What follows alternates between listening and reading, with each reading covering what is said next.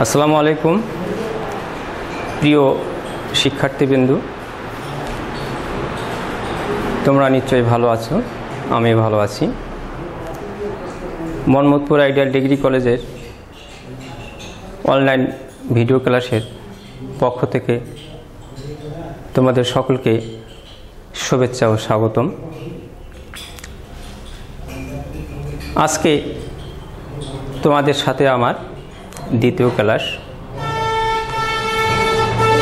তো আমি মোহাম্মদ নুরুল আমিন শাহ, প্রভাষক উৎপাদন ব্যবস্থাপনা ও বিপণন, Mohammadpur ideal degree college, Parbatipur, Dinajpur. আজকে আমি তোমাদের উৎপাদন ব্যবস্থাপনা ও বিপণন প্রথম পত্রের দ্বিতীয় অধ্যায় উৎপাদনের উপকরণ সম্পর্কে আলোচনা করব।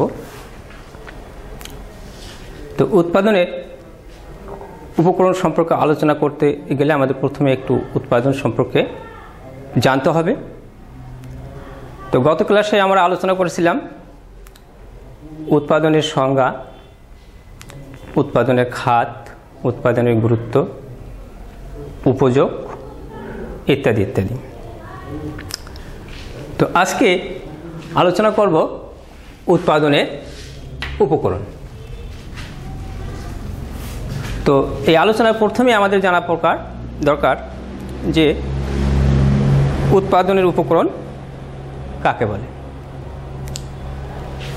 উৎপাদনের উপকরণ হচ্ছে উৎপাদন কাজে ব্যবহৃত হয়।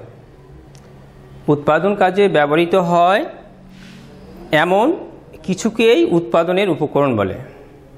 কোনো কিছু উৎপাদনের কাজে ব্যবহৃত হয় এমন কিছুকেই উৎপাদনের উপকরণ বলে।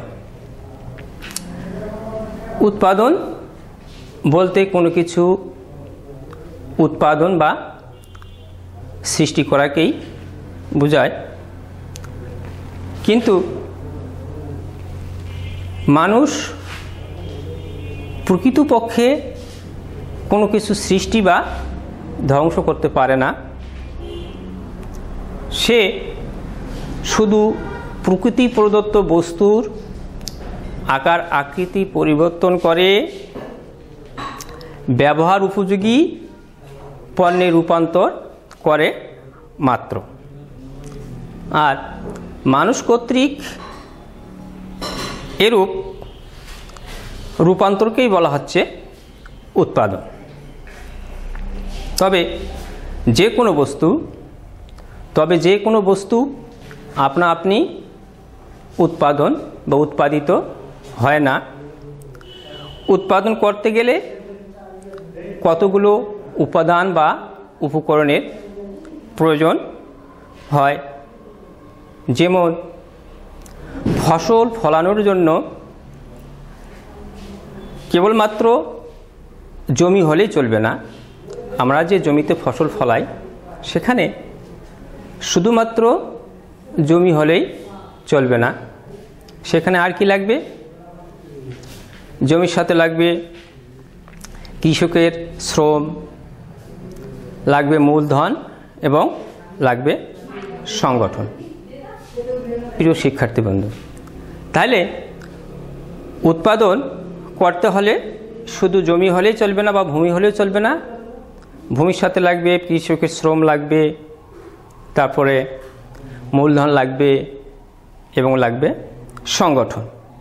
আবার কারখানার ক্ষেত্রেও একই প্রযোজ্য। সেটা হচ্ছে যে কারখানায় যেহেতু মেশিনের সাহায্যে উৎপাদন হয়, তো কারখানায় শুধু মেশিন হলেই কিন্তু পণ্য দ্রব্য উৎপাদন হবে না। সেখানে লাগবে কি? মেশিনের সাহায্যে উৎপাদন হলে লাগবে শ্রম লাগবে, তারপরে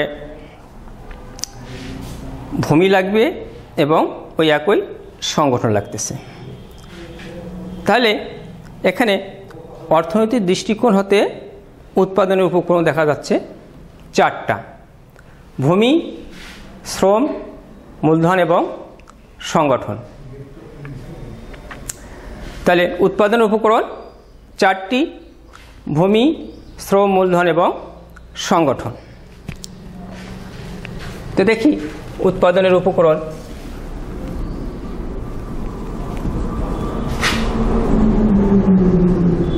উৎপাদনের উপকরণ চারটি। কি কি? 1 নম্বর ভূমি, 2 নম্বর শ্রম, 3 নম্বর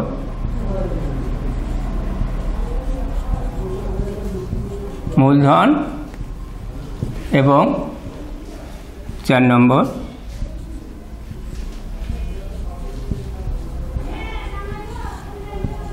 সংগঠন। তাহলে আমরা কি পেলাম? উৎপাদনের উপকরণ হচ্ছে চারটি: ভূমি, শ্রম, মূলধন এবং সংগঠন। তো এখন আমরা আসি ভূমি। ভূমিটা কি? ভূমি হলো সৃষ্টির আদি উপাদান। আমরা সাধারণভাবে পৃথিবীর উপরিভাগকেই ভূমি বলে থাকি, কিন্তু শুধুমাত্র পৃথিবীর উপরিভাগই ভূমির অন্তর্ভুক্ত নয়। সৃষ্টিকর্তা আমাদের বেঁচে থাকার জন্য এই পৃথিবীতে মাটির উর্বরতা শক্তি, আবহাওয়া, বৃষ্টিপাত, জলবায়ু, তাপ, পানি, সূর্যের আলো, খনিজ সম্পদ, মৎস্য সম্পদ, নদ নদী ইত্যাদি অকাতরে দান করেছেন। তো সৃষ্টিকর্তার এ সকল দানই হচ্ছে ভূমি। তাহলে আমরা ভূমি বলতে আমরা কি বুঝলাম? ভূমি বলতে বুঝলাম যে শুধুমাত্র পৃথিবীর উপরিভাগই ভূমি না, পৃথিবীর উপরিভাগে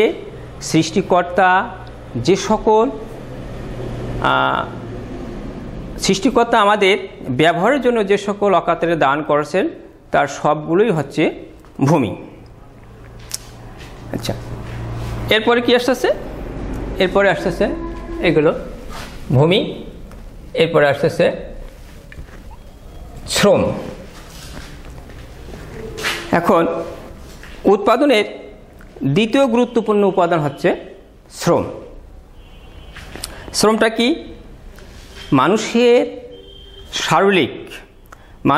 শারীরিক ও মানসিক যে কোনো প্রকার পরিশ্রমই হচ্ছে শ্রম। মানুষের শারীরিক এবং মানসিক যে কোনো প্রকার পরিশ্রম হচ্ছে শ্রম। তাহলে শ্রমটা হবে শারীরিকও হতে পারে, মানসিকও হতে পারে। তবে শ্রম যে ধরনেরই হোক না কেন, শ্রমটা যে ধরনের হোক না কেন, অর্থাৎ শারীরিক বা মানসিক যে কোনো ধরনের হোক না কেন, এই শ্রমটা অবশ্যই অর্থ উপার্জনের উদ্দেশ্য হতে হবে বা কোনো লাভের উদ্দেশ্যে হতে হবে। তাইলে আমরা তাকে শ্রম বলে গণ্য করব। নিছক কোনো আনন্দ ভোগের জন্য যদি শ্রম করো বা পরিশ্রম করো, সেটা কিন্তু শ্রম হিসেবে গণ্য হবে না। আচ্ছা, তাহলে অর্থনীতির দৃষ্টিকোণ থেকে শ্রম বলতে উৎপাদন কার্যে নিয়োজিত, অর্থনীতির দৃষ্টিকোণ থেকে শ্রম বলতে উৎপাদন কার্যে নিয়োজিত মানুষের শারীরিক ও মানসিক সকল প্রচেষ্টাকেই বোঝায়, যা অর্থ উপার্জনের সাথে সম্পৃক্ত। তাইলে অর্থনীতির দৃষ্টিকোণ থেকে কি হচ্ছে? শ্রম বলতে উৎপাদন কার্যে মানুষের শারীরিক ও মানসিক প্রচেষ্টাকেই বোঝায়, যা মানুষের অর্থ উপার্জনের সাথে জড়িত। এখন আসতেছে 3 নম্বর মূলধন। মূলধনটা হচ্ছে উৎপাদনের উপকরণের আরেকটি গুরুত্বপূর্ণ উপাদান, অর্থাৎ 3 নম্বর উপাদান।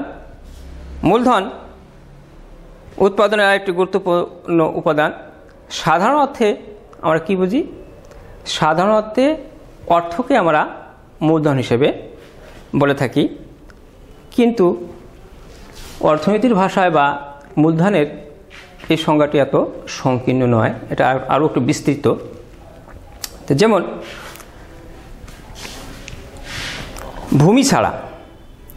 ভূমি ছাড়া ব্যবসায়ে ভূমি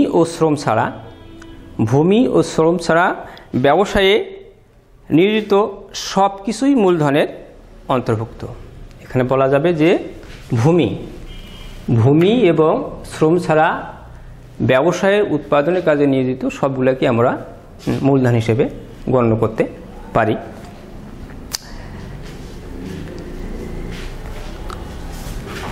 উৎপাদনে ব্যবহৃত হয় বা উৎপাদনে সাহায্য করে এরূপ মানুষ সৃষ্ট সকল উপাদানকেই মূলধন বলা যায়।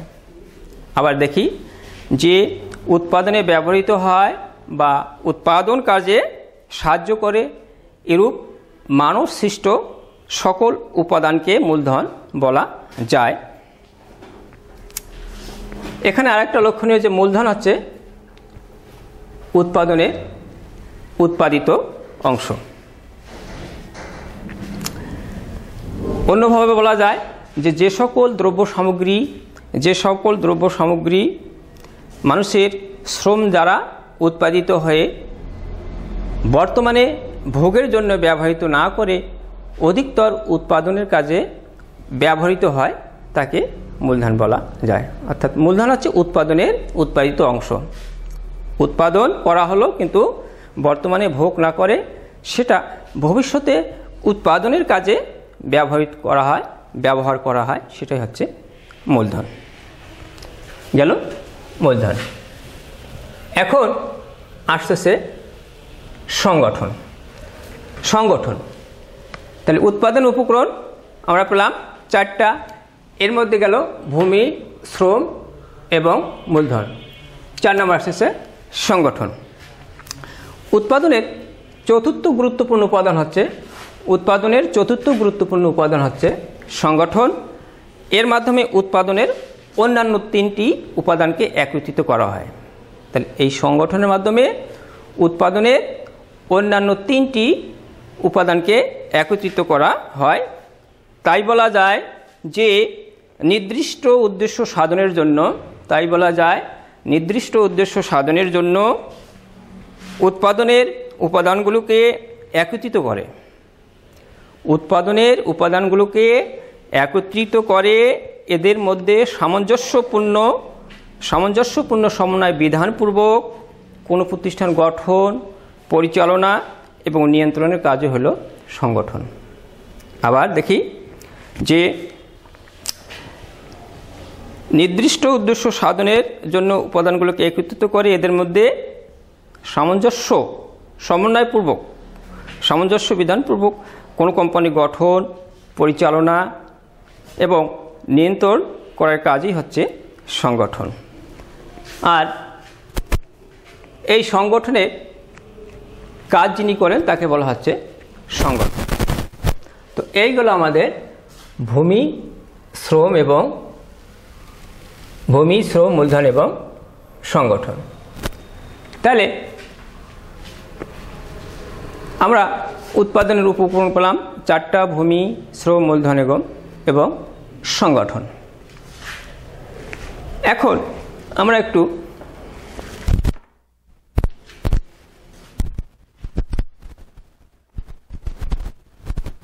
আমরা ভূমি সম্পর্কে একটু আলোচনা করব।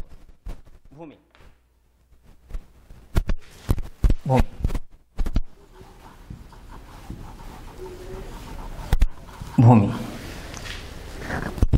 পূর্বে আমরা জেনেছি যে ভূমি হলো সৃষ্টির আদি উপাদান।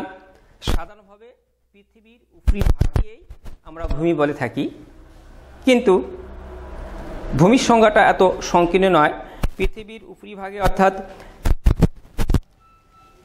সৃষ্টিকর্তা আমাদের অকাতরে যে সমস্ত বস্তু দান করেছেন সেগুলোই ভূমি। যেমন এখানে বলা যায় যে এই পৃথিবীতে মাটির উর্বরতা শক্তি, তারপরে সূর্যের আলো, জলবায়ু, নদ নদী, বনজ সম্পদ ইত্যাদি সবগুলোই ভূমি।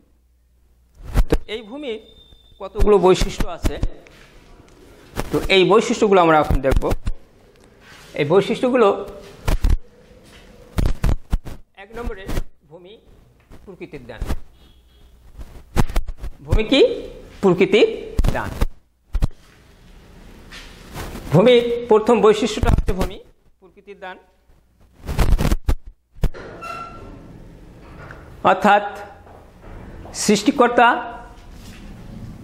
আমাদের ব্যবহারের জন্যে ভূপৃষ্ঠের উপরিভাগে যেসব দান করেছেন সবগুলোই হচ্ছে ভূমির অন্তর্ভুক্ত।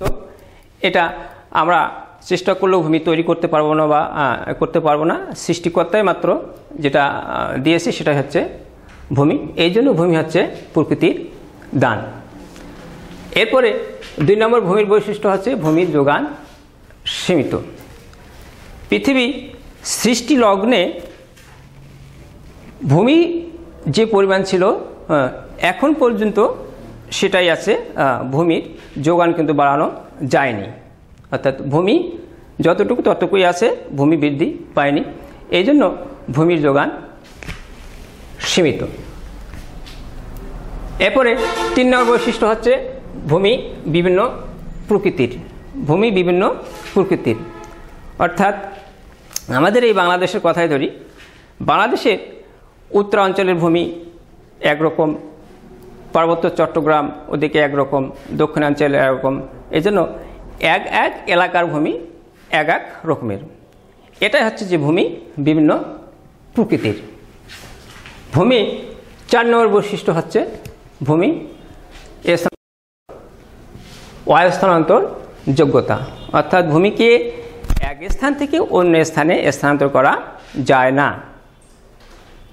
এটা হচ্ছে ভূমির একটা বৈশিষ্ট্য।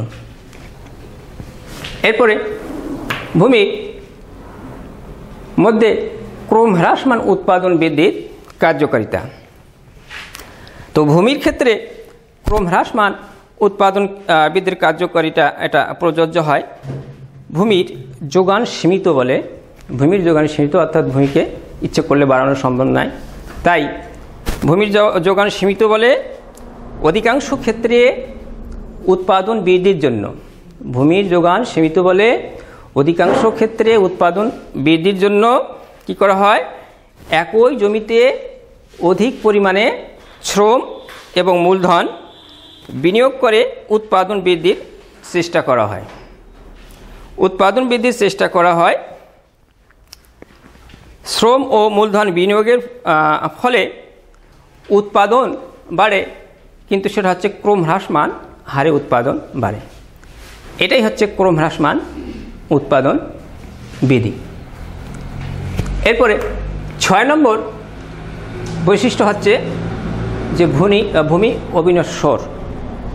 ভূমি অবিনশ্বর অর্থাৎ ভূমির ক্ষয় নাই, অর্থাৎ ভূমি চিরন্তন অস্তিত্ব সম্পন্ন। অবশ্য আবাদি জমির উর্বরতা, তারপরে উর্বরতা শক্তি হ্রাস পেয়ে থাকে।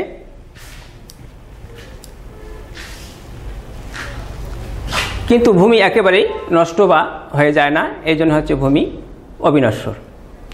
সর্বশেষ যেটা বৈশিষ্ট্য হচ্ছে সেটা হচ্ছে ভূমির যোগান দাম নেই, অর্থাৎ ভূমি সৃষ্টিকর্তা আমাদের অকাতরে দান করেছেন, কোনো কিছুর বিনিময়ে সৃষ্টিকর্তাকে কোনো দাম দিতে হয় নাই। এই জন্য এটা যোগান দাম নাই, কিন্তু জমির খাজনা খারিজ ইত্যাদি করতে হয়। এইগুলো আমাদের ভূমির বৈশিষ্ট্য। তো প্রিয় শিক্ষার্থীবৃন্দ, তোমরা এই উৎপাদনের উপকরণগুলো দেখলে যে উৎপাদনের উপকরণ 4টি, ভূমি, শ্রম, মূলধন এবং সংগঠন। এগুলো ভালো করে পড়বে, ভূমির বৈশিষ্ট্য পড়বে। এই বলে আজকে শেষ করতেছি। আগামী ক্লাসে তোমাদের সাথে অবশ্যই দেখা হবে।